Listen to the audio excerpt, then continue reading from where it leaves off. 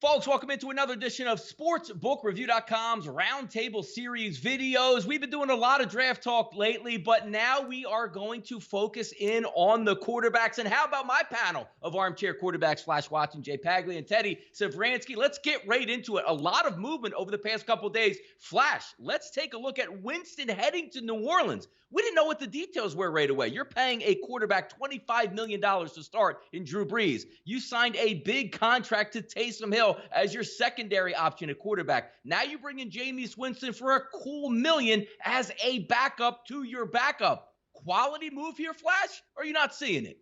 Oh, I'm definitely seeing it. It's all bases covered. It's a great move by the Saints, Sean Payton, and the whole organisation. I mean, you know I'm a massive fan of Jameis Winston. I cannot believe that the Tampa Bay Bucks have gone the way that they've gone. And it's somebody else's misfortune is another team's fortune. And Jameis Winston didn't do a lot wrong for me last year. I've gone on record so many times to say this. And we know that Drew Brees could get injured. We know that Taysom's going to take 35%. It gives more options. And if you've got someone like Jameis Winston to fall back on, it can only be a positive. Well played, the Saints. And I'm glad I've got my money on them, Donnie.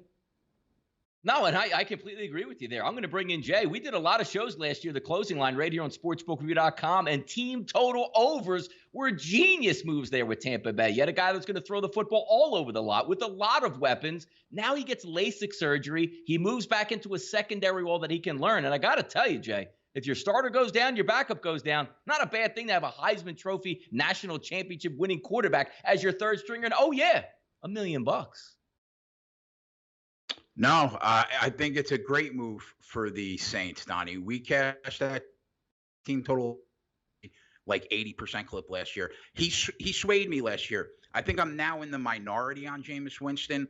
I like him more than I think the average football fan does. I know the turnovers are an issue, and I know the turnovers last season specifically were insane.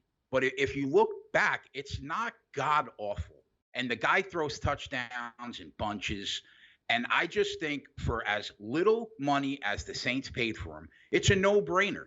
And for him, maybe this is Brees' last year. Maybe he gets the inside track on possibly getting re-signed and taking over the starting gig, which would be great. So I like the move for both sides. I think in the long run, this will do Jameis Winston better than trying to start on a really crappy team somewhere this season. So I like the move personally. Jameis Winston, still a young quarterback here, Teddy. And we do know the NFL is a salary cap league. It was really interesting to see that once that move was made going to New Orleans, what the actual implications financially would have been. Because, again, if you can't pay $25 million to your starter, $15 million to your backup, and then $10 million to your third-string quarterback, $1 million down to New Orleans. And as I was saying earlier, not a bad option to have your third-string guy be that talented. And, oh, yeah, only costing you $1 million here. Yeah, it's almost like Scottie Pippen on The Last Dance, where you're getting an unbelievable bargain. I mean, you're talking about a guy who led the NFL in passing yards last year, and you're getting him on a backup contract for $1.1 million. And let's not forget, the Saints lost Drew Brees. It was close to half the season last year. He missed, I think, 6 games when all was said and done. Teddy Bridgewater came in and was adequate. They won those games in large part because the defense was really good during that span. When you have a backup quarterback like Winston, and you're in a we're going to win now mode, makes perfect sense. And for pennies on the dollar, let me make this perfectly clear. I don't know there's any move that any team made this offseason that was better than this signing for New Orleans. Brilliant move for the Saints. I think it makes them not just a little better, makes them a lot better because Taysom Hill now gets to play his gadget role even if Brees isn't 100% all year. And to have Hill in that gadget role, that makes that Saints offense all that more scary. So 2 thumbs up for New Orleans on this one. I think it was a very, very smart move. Yeah, I can agree with that. I think the panel can agree as well that it was a very shrewd move to make. Now we're talking about shrewd moves that maybe aren't so shrewd. Trading up in the first round, they get a questionable quarterback. Whether or not he can even succeed in the NFL is another question, but spending that much capital for the Green Bay Packers to move up when you already have one of the single best quarterbacks in the NFL and a high-priced player. Now, when we take a look at some of the quotes coming out here, Flash, Brett Favre says the Packers burned a bridge with Aaron Rodgers, almost similar to the Packers burning a bridge with himself when they drafted Aaron Rodgers about 10 to 15 years ago in the Green Bay Packers organization. Flash, looking at this move here, we know Rodgers is already an odd guy. Is this one of those moves that lights a fire under Aaron Rodgers? Or is Aaron Rodgers might be like, hey, you know what? Why don't you put me on the trading block here?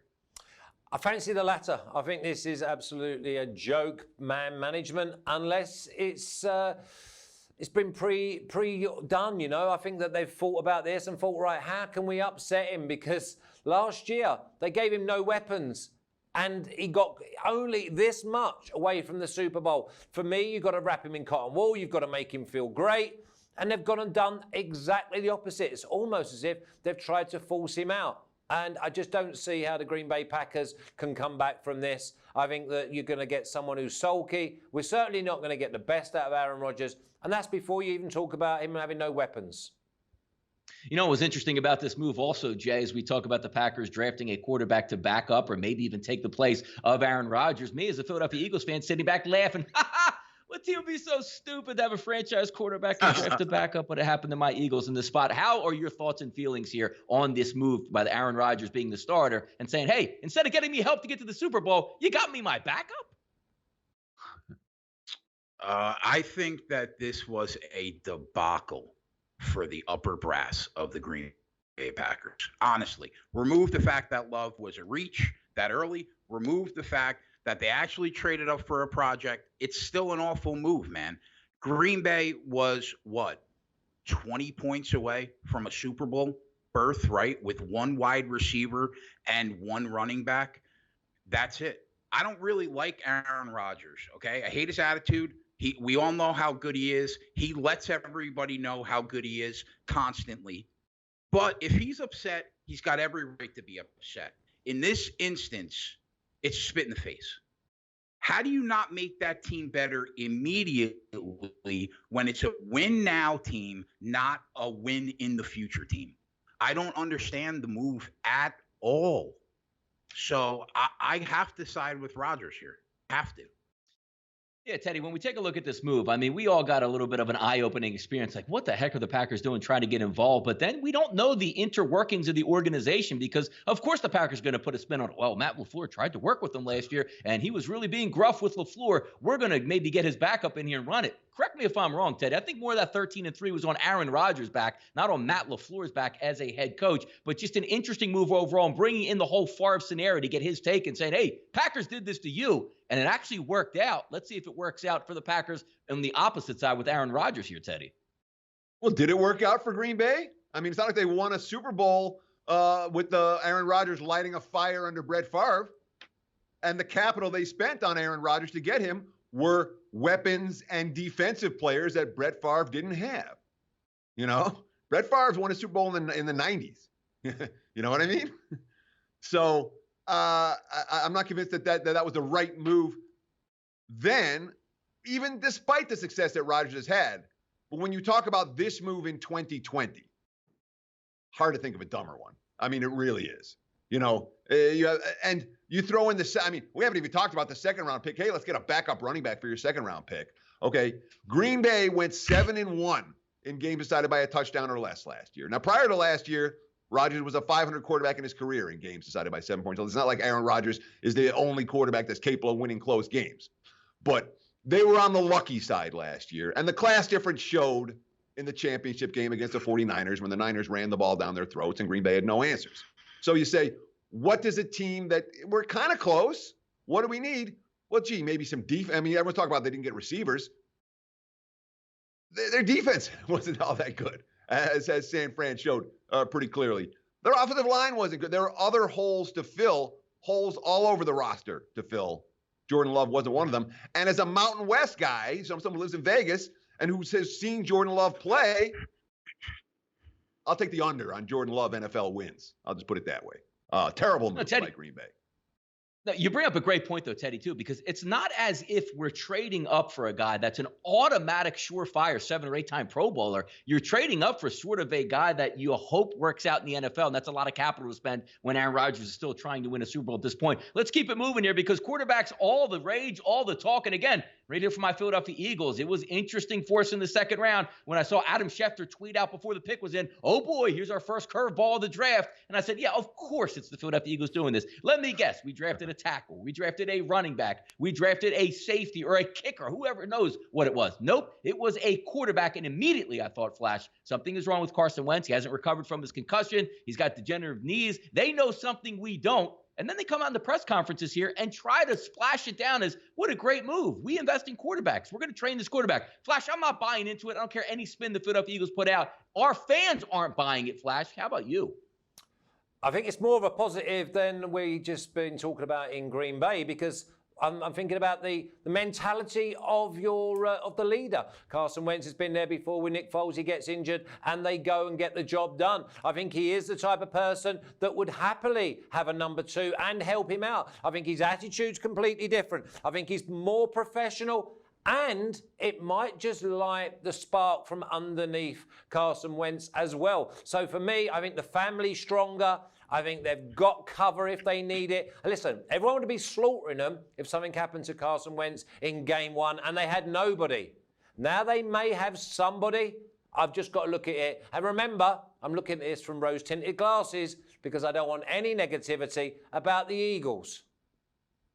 No, we don't want it. That's right, Flash. That's why I bring you on here to back me up on my Philadelphia Eagles support and keep this train moving towards the Super Bowl here in 2020. Jay, I'm going to bring you into the equation here because Wentz's future in Philadelphia, he just got paid a boatload of money. He's a really good quarterback. Yes, he has missed some football games, but you usually want to help your young quarterback out by getting him enough weapons or, keeping your offensive line strong. It was a questionable move because everybody looks forward to and says, hey, look what New Orleans did out here with Taysom Hill. That's for an aging old quarterback that can't move the pocket or change the eye level of what you're looking to do from a defensive perspective. It was a real baffling move, and it questions like, is this the future of Philadelphia where in 2 or 3 years you're going to move Wentz out and in comes your quarterback? Or could it be the fact that now the NFL is going to be changing maybe an extra game, obviously an extra playoff game, saying, look, I don't know if Wentz could stay healthy for full 17 games. We might need a good quarterback over 3 to 4 games to help carry us through here, Jay. Yeah, my initial thought when the Eagles picked up Jalen Hurts was big man might stroke out, right? But I don't like this move, but I can definitely understand it more than what the Green Bay Packers did. The Eagles had a big security blanket on the team the last few years prior to last season. And that was, if Carson Wentz got hurt, at least they had Nick Foles. Well, that goes away last year. Now, the argument against that is Jalen Hurts is I guess, a project, not a security blanket, right? And that might be true, but Carson Wentz has proven beyond a shadow of a doubt that he has the body to sustain an NFL career. Not yet. Multiple seasons have been blown up because he's had an issue staying on the field. That puts the Eagles in a very tough position. So it doesn't matter have franchise talent if you can't take every snap in a season. And the Eagles have to at least entertain the idea that Wentz may never get through a 5-year stretch as a healthy starting quarterback. So at the end of the day, I don't love the move. And yeah, you're right. If you're looking at it through the prism of go get players to help you now, Carson Wentz, we know he's got the goods. But the question is, can he stay healthy for a long period of time? So I don't love the move, but I understand why the Eagles are at least entertaining the idea that, wait a minute, what if this doesn't work out long term? So, I guess I get it.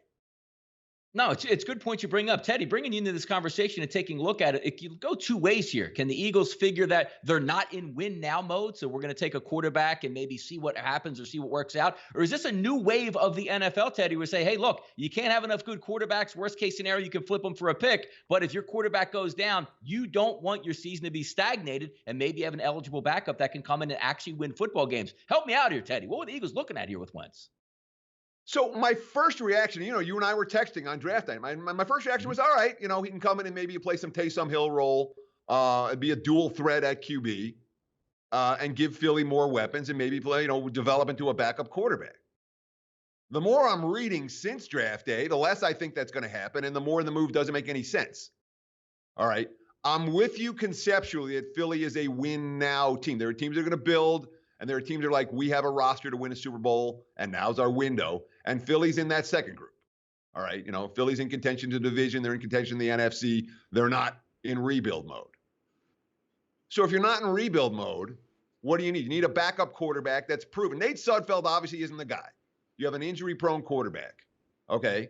I got no problem with getting a quarterback, but I want a pennies on the dollar quarterback like, I don't know, Jameis Winston, who you're going to pay the same amount as you're going to pay Jalen Hurts this year, And there are other QBs out there available right now, veteran backups that if Wentz isn't right, okay, we got a veteran backup we can put in.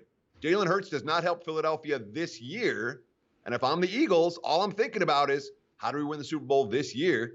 They're that close, despite the fact that the only playoff win they have since their Super Bowl victory came on the double doink.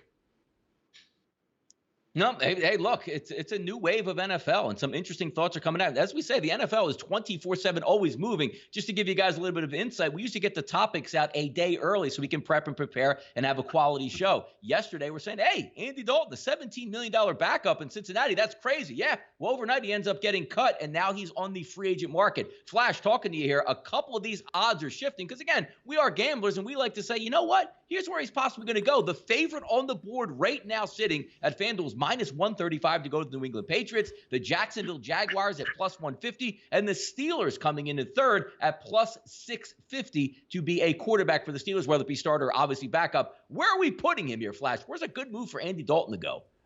I think we might be talking about another Cam Newton for me. I think that he might miss out. I'm not too sure. I think prior to the draft, I was thinking to myself, the Patriots look like that's the best fit for Andy Dalton. Minus 135, that tells you they've got no clue.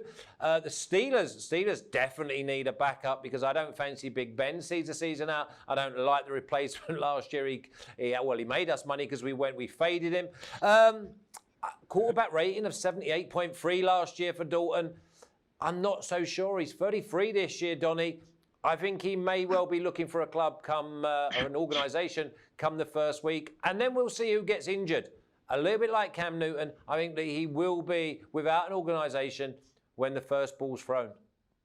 It's amazing when you think about it because he did take a Cincinnati team, I believe, 4 times to the playoffs, which we always think of Cincinnati as those bottom feeders. I think over the last year or two, they were set up to fail, but he is an intriguing franchise quarterback type of proposition. Not to say to lead you to a Super Bowl, but he's led his franchise, a higher draft pick, a second rounder's made a lot of money, and from all accounts here, a pretty good locker room guy and in the community. We do see a couple teams out there, all of the New England Patriots, or even the Chargers in essence, who are looking for possibly a starting quarterback to come in and fill a role. Jay, bringing you into this conversation, Andy Dalton on the street, where do you think he could go? Maybe help somebody.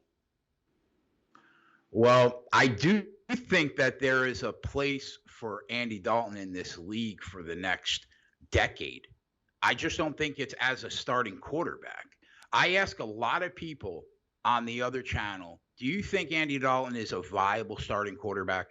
And for the most part, everybody, the feedback I get is yes. I don't think I feel that same way, though.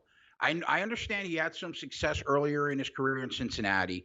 And you're right, Donnie, they were set up to fail the last couple of years. But, I mean, I don't know, man. 2-11, 16 touchdowns, 14 picks, and you're going into year 10 of your NFL career.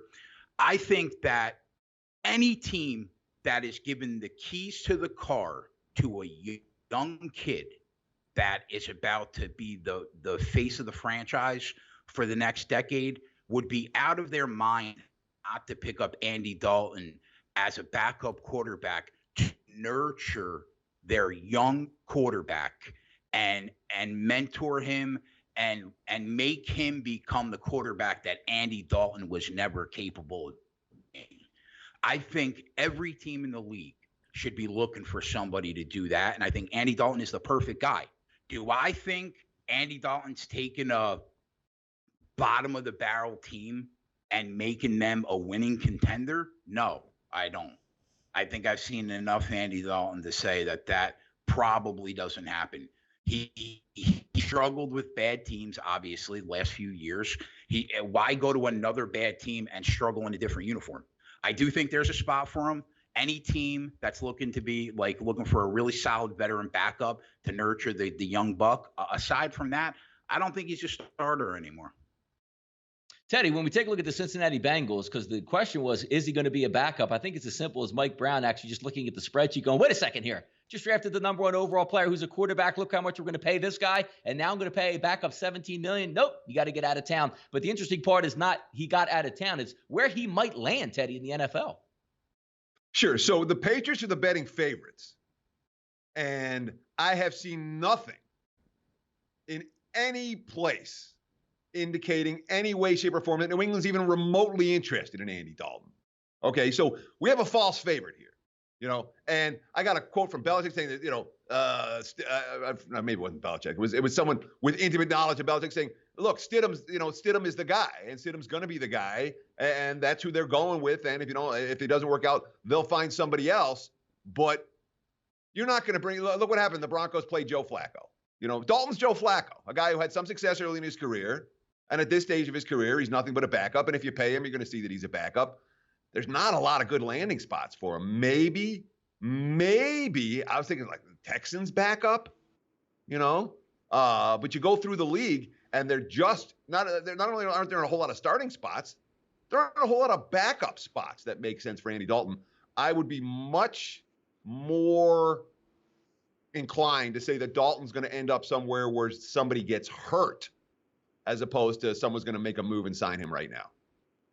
Yeah, because what the interesting part about it also is this whole coronavirus atmosphere here. It's not like Andy Dalton's switching teams and he already knows the playbook. He would have to go in and compete for a starting job, where Stidham in New England, obviously being in a part of that system for a couple of years, has the leg up where a guy might come in and have 30 days to get the entire playbook down and get after the season. That's also going to be a tough part. We're going to wrap this conversation up here and go one more time through. Flash, I'm going to talk to you about this one. And I love to get your opinion because it's the reason why I keep bringing it up. I know you don't like Cam Newton, but how about this? Hey, Flash, where's Cam going? I'm sticking to my guns and saying that we're not going to see Cam throw a ball on opening day. I think it's a lot like we just said with Andy Dalton. He's a wrong age. He's going to cost too much. Is he going to go in and be a number 2 somewhere? I mean, I read somewhere that the Redskins may be interested, but they've already said about Dwayne Haskins. I'm not having Cam Newton. I don't think he goes anywhere unless he's the number 1. And then look around and see who needs a number 1. I don't believe that he's going to go anywhere unless someone gets injured in preseason or someone has an absolute disaster in the first 6 weeks of the season. Nowhere for Cam Newton. It's a good topic to talk about because, Jay, what you were bringing up previously is it seems like Andy Dalton would fill that role of backup quarterback better than Cam Newton. To me, I think Cam Newton figures he is a starter. He's not coming in to back up. He wants to play right away. And we don't even know how healthy he is, whether it be the foot or the actual shoulder injury. Not a lot of information passing it around. But looking at some of the betting odds right now, we saw it as high as -200 to go to the New England Patriots, talking about Cam Newton. Now I'm sitting here today, +200 to go to the New England Patriots with the Jacksonville Jaguars as +200.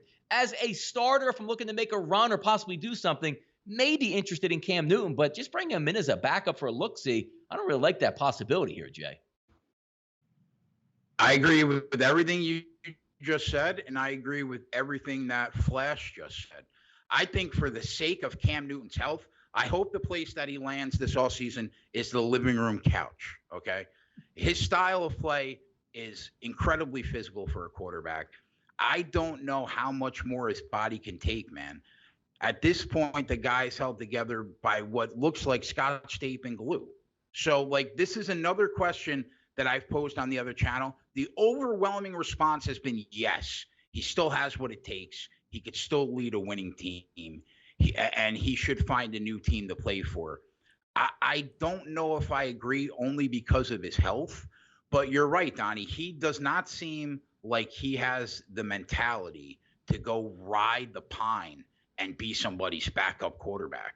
And if that's the case, I have to agree with Flash. I don't think I see a spot where he lands perfectly before the season starts. I think he's not playing football when the season starts, if it starts on time.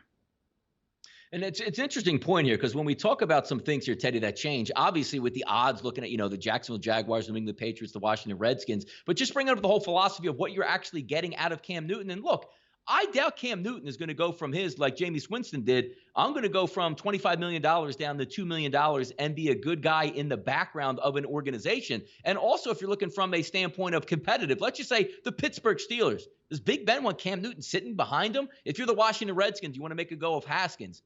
Cam Newton's going to expect to come in and start in that situation and maybe not be that backup or give the help to the younger starting quarterback. It's an interesting move, and we're getting later and later in the offseason. Where might he be looking here, Teddy, or what makes sense? I mean, Cam Newton's last really good year came in the year where the Panthers went to the Super Bowl. The last 4 years, he's gone, mediocre, bad. He hasn't been the kind of QB who you're like, yeah, let's build our franchise around him. He's been the kind of QB who's like, well, maybe we make the playoffs. Maybe, if we have him. And when we look at the teams, and of course, the most likely landing spots would be Washington and Jacksonville. Okay, two teams with young QBs who were both drafted last year. Neither has proven in any way yet. But then you say, the Redskins already made a move to pick up Allen behind him, so it's not like Washington's looking for a backup QB. You look at Jacksonville, you say, well, if we had Cam Newton, maybe we go 5-11 instead of 2-14. They're already in the Trevor Lawrence sweepstakes. Cam Newton will not be signed until another QB gets hurt and someone has to replace that QB. Of all the QBs we're talking about, Cam Newton, the one most likely not to be on a roster on opening day. Look at that, all this quarterback talk with guys that should be finding teams, not be finding teams. Going to be a crazy summer. You're talking it over with the NFL. I do want to thank my panel here, Flash Watching, Jay Pagley and Teddy Savransky, for joining us today for another episode of SportsBookReview.com's Roundtable video focusing on the quarterbacks. And you guys know, as always, everything NFL, always right here at SportsBookReview.com.